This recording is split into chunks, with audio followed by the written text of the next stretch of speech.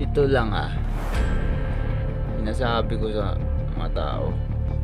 Ito naman ay kakaunting paliwanag lang. Di porket kaapit kayo sa mataas. Paliwanag lang to Bakit hindi nyo binigyan ang iba ng relief? Tungkol to sa relief nagsasabi lang ako.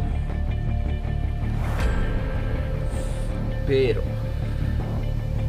kapag malapit sa inyong bahay, mga kapitan, solve sila agad. Maagang maaga pa sila nabibigyan na. Hindi ko kayo nilalahat, pero kadalasan marami kayo sumisira din sa mga mga walang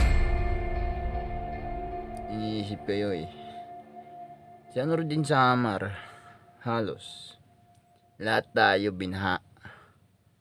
Ito lang na nakaraang pagbaha.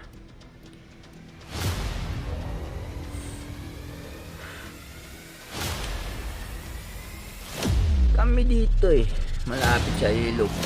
Malapit sa ilog ng bahay namin. Tangina. May asawa naman ako. Bakit? Hindi ba nadaan lang ba ang bahay namin?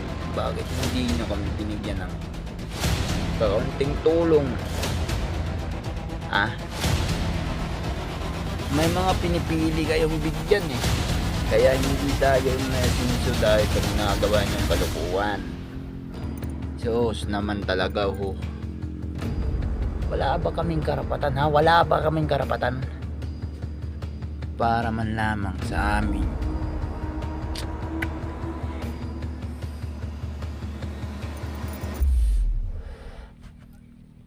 Wala na akong masabi, pero marami akong naiisip na gustong sabihin sa inyo.